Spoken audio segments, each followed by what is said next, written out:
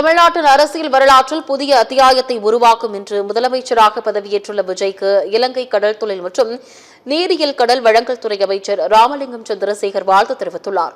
மக்களின் பேராதரவு, நம்பிக்கை மற்றும் எதிர்பார்ப்புகளை தாங்கிய நிலையில் விஜய் ஏற்றுள்ள உயரிய பொறுப்பு என்று அவர் குறிப்பிட்டுள்ளார்.